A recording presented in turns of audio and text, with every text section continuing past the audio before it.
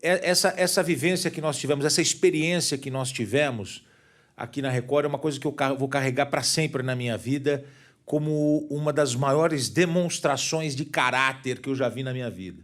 E aí eu vou explicar, o telespectador, o Lombardi vai poder falar. O Lombardi, casado, a esposa teve um problema de saúde, ficou numa situação delicada, teve algumas sequelas, ela não pôde retomar a vida normalmente e o Lombardi cuidou da esposa por muitos anos. Só que o Lombardi começa a trabalhar com a gente e continua cuidando da esposa com uma estrutura de saúde, com uma estrutura médica em casa. Só que a gente está vendo o Lombardi trabalhando, vivendo, mas retornando para casa, cuidando da esposa, cuidando ali de toda essa estrutura, gastando todos os seus recursos nisso. Até que um dia, conversando com a Fabíola, com o pessoal, com a direção aqui da Record, eu falo, a direção da Record autoriza eu ir à frente nisso. E aí eu chego para o Lombardi e falo assim, talvez o Lombardi nem se lembre desse dia, mas eu falei assim, Lombardi, você precisa viver um pouco a tua vida, você precisa sair, viajar, descansar, você precisa sair de férias, você precisa curtir um pouco esse momento que você está vivendo. E eu falei, Lombardi, a gente conseguiu uma clínica onde você pode colocar a tua esposa para você, ela vai ser muito bem cuidada e você vai poder visitá-la. E o Lombardi nem deixou eu terminar. Falei, inclusive, a gente vai poder fazer aqui os anúncios e você não vai pagar nada. E eu me recordo que era uma clínica, acho que uma das melhores do Brasil, R$50 mil por mês de pagamento da clínica. E a Record autorizou eu fazer uma conversa lá para poder ajudá-lo. Eu não tinha terminado de falar, o Lombardi falou, pode parar. Você é meu amigo. Quer continuar sendo meu amigo? Encerra esse assunto. Eu vou cuidar da minha esposa até o fim. Porque eu vou fazer com ela o que ela faria comigo. Acabou a conversa. Nunca mais toquei no assunto. Eu só estou falando isso porque isso já se tornou público. Lá no programa a gente já falou sobre isso uma vez. Mas é uma das experiências mais interessantes que eu já vivi na minha vida pessoal e profissional, porque elas mesclam aqui. E o Lombardi interrompeu a conversa e falou assim, não tem essa conversa comigo. O assunto está encerrado, não siga com isso. E, claro, eu tenho que respeitar isso, avisei a todos que a gente não ia adiantar. E o Lombardi continuou cuidando da esposa por mais alguns anos até que ela faleceu. Lombardi, que amor é esse? Hoje você tem a tua vida, você casou novamente, você tem a tua vida. Que amor é esse, cara, você deu... me perdoe pelo que eu fiz, mas, assim... foi lindo isso, essa sua atitude, essa sua demonstração de amor. É uma das coisas mais nobres que eu já vi na minha vida. Cara, eu fiquei casado 40 anos. Não tenho filho. A gente não teve filho. E ela era jornalista como eu, como nós. E é difícil, porque eu tinha uma vida boa. A gente tem uma vida sacrificada no começo, muito sacrificada. E aí, quando você tem a cumplicidade, cara... E ela era uma pessoa maravilhosa, falava 4 idiomas. E inteligente pra caramba, inteligente. Mas assim, põe inteligência nisso. E aí, um dia ela sai de casa de manhã... Ela era jornalista? Era jornalista. Trabalhava com você? Formada na Casper Libero, eu conheci ela no Globo, no jornal Globo, quando eu trabalhava no Globo. Ela assinava com que nome? Adélia Daime. Adélia Daime. E quando a gente se conheceu, eu já tinha quase 30 para 31 anos, e todo mundo falou, não vai casar, não vai casar, eu já tinha namorado alguém, enfim. Aí ela, em um ano... Eu namorei e casei, em um ano. E a gente se deu bem. Sabe o que é nunca brigar? Eu nunca briguei, nunca tinha brigado com ela. Nunca, mas nunca. As pessoas não acreditavam nisso. Discussão, você sempre tem uma discussão, mas nunca eu levantei a voz para ela, nunca dei um apertão, nunca bati a porta. Eu lembro que uma vez só ela bateu a porta, que ela falou, eu vou para casa da minha tia, que as duas tias tinham cuidado dela, que a mãe morava no Rio de Janeiro. eu quero também jornalista, eu vou para casa da minha tia, eu vou pegar minha trouxinha, até brincou, fez lá uma roupinha e aí 5 minutos depois acabou. Nunca a gente ia dormir um discutido com o outro, ou brigado, sei lá o que, não existia isso. Então, quando ela saiu de casa num dia, eu já tinha saía cedo, ela saiu de casa num dia para ir trabalhar toda feliz, a gente trabalhava na TV Cultura, ela trabalha na Cultura. Cara, ela foi trabalhar na Cultura para ser... Era assessor de comunicações do presidente lá, que tinha virado presidente. E ela falou, Renato, eu não sei nada de televisão, não sei o quê. Em 5 meses ela já era diretora de projetos especiais, era diretora de comunicações. Cara, ela era um avião de trabalho. Eu acho que isso, aliado ao fumo, fez com que ela tivesse um AVC. Ela saiu de casa de manhã, como eu disse, estou alegre e feliz. Quando foi 5 da tarde, eu estava gravando um Roda Viva, participando do Roda Viva. O entrevistado era o Alexandre de Moraes, hoje ministro. Ele era secretário de Justiça. Quando me tiraram, dizendo, está passando mal, ela viu no carro, ela falou para mim, estou passando mal, estou mal. Ela foi para o hospital aqui na Lapa e teve um AVC do hospital, ficou com parte do corpo paralisado, perdeu a fala. Ela reaprendeu tudo. Ficou 5 meses internada, 50 dias em coma, enfim. Ela acabou, assim, mudou completamente. Eu precisei ter uma estrutura completamente de cama hospitalar, manter na minha casa e passei a viver para ela. Porque eu disse para você isso.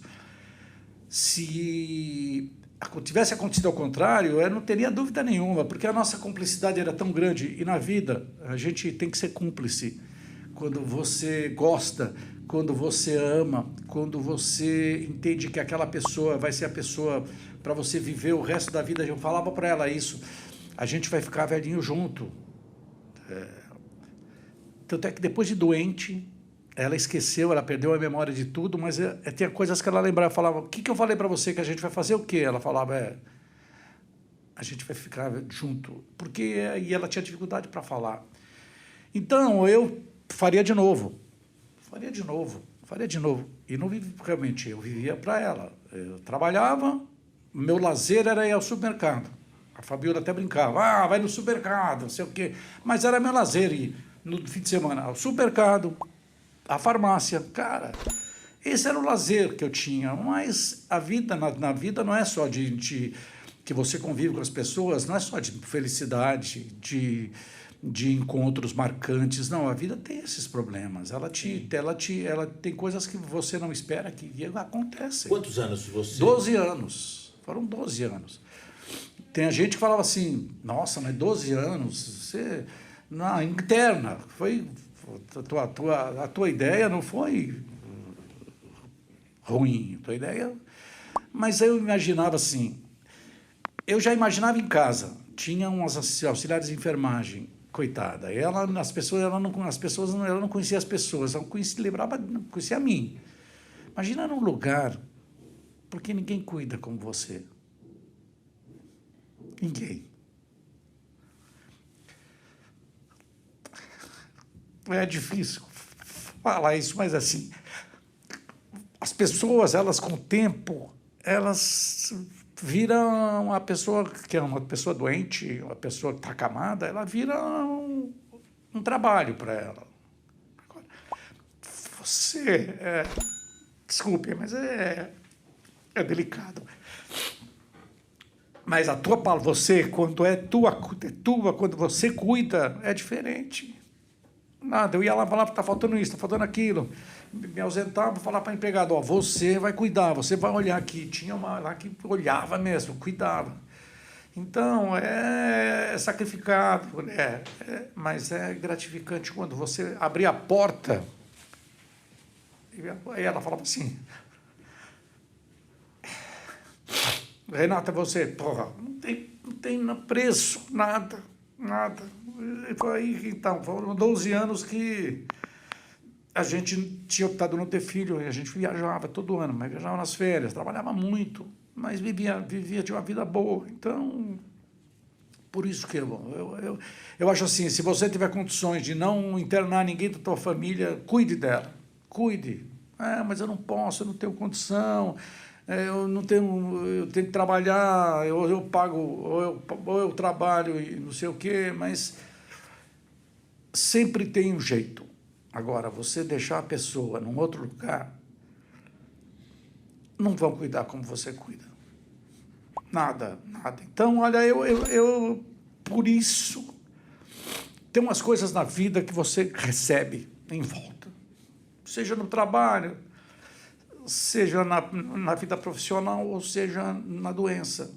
Cara, eu fui submetido a uma cirurgia que também para mim foi uma surpresa, e que depois o médico explicou que foram os anos todos de estresse que eu passei, trabalhando, cuidando, e fiz uma cirurgia tão delicada que eu não esperava, do coração, e 4 dias depois da cirurgia eu estava em casa.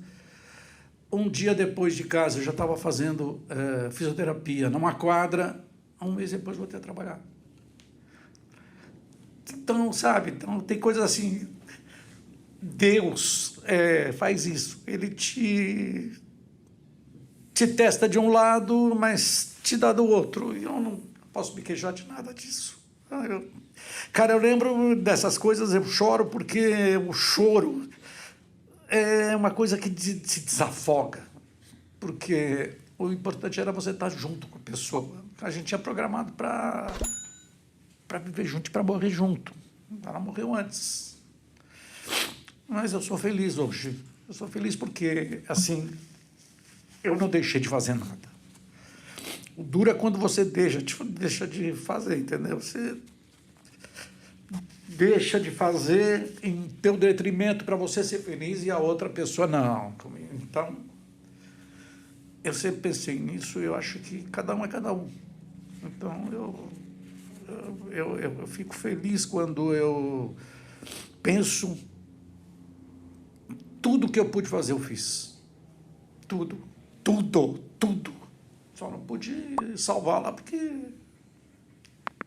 não sou médico e não sou Deus, mas desculpem, essas coisas me machucam. Eu já choro por nada, né? Mas quando toca esse lado todo... Eu acredito que seja uma das mais lindas histórias de amor, por conta de ser uma história verdadeira. Verdadeira. Não é a pessoa que aparece dizendo que ama, não é a pessoa que conta, eu amei. Nós vimos isso. Nós relatamos isso. Nós tivemos a experiência de...